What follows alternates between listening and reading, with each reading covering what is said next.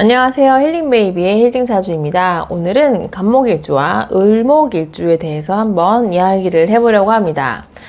간목일주와 을목일주의 성격에 대해서 다루고 다음 편에서도 다른 오행일주에 대해서 풀어드리면서 우리 아이의 성격을 이해하는 데 도움을 드리고자 합니다. 일단 간목일주라고 하는 것은 거목 쭉쭉 올라가려고 하는 높은 나무들을 가리킵니다. 그런 나무의 성향을 우리가 보면 우리 아이의 성향도 추측해 볼 수가 있어요.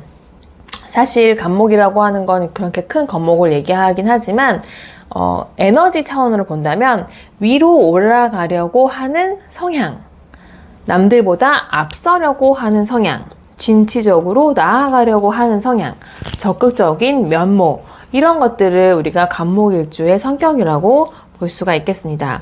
간목일주는 올바름도 가지고 있어요. 그래서 다른 사람들이 보지 않는 데서도 규칙을 잘 지키고 어떻게 보면 고지식한 면모까지 볼 수가 있습니다. 또 한편으로는 이렇게 막 올라가려고 하는 성질이기 때문에 성격이 급하거나 덤벙대는 면들도 있을 수가 있습니다. 이런 간목일주에다가 이제 다른 지지에서 화나 목이 더해지면 더 급한 성격이 될 수도 있겠죠. 그 다음에 을목일주는 뭐냐면, 을목일주는 이제 그냥 비유하기로는 이제 화단의 꽃 이런 식으로 보통 비유를 많이 합니다. 작은 나무, 정원수 이런 정도로요. 혹은 덩쿨 같은 것으로도 많이 비유를 합니다. 그래서 이 을목일주의 성향은 나무처럼 올라가려고 하는 성향도 있지만 한편으로는 이렇게 꺾이려고 하는 성향, 옆으로 나아가려고 하는 성향도 있어요.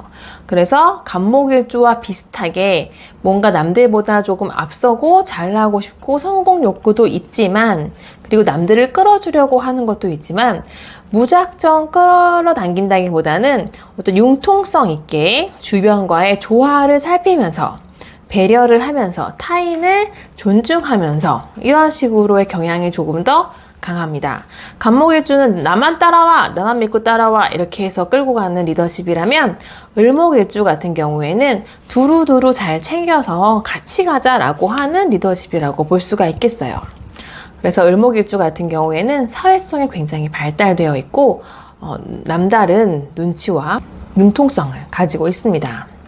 그래서 을목일주나 간목일주 같은 경우에는 기본적으로 타인에 대한 영향력들이 있기 때문에 교사 같은 직종에 많이 종사할 가능성이 높습니다.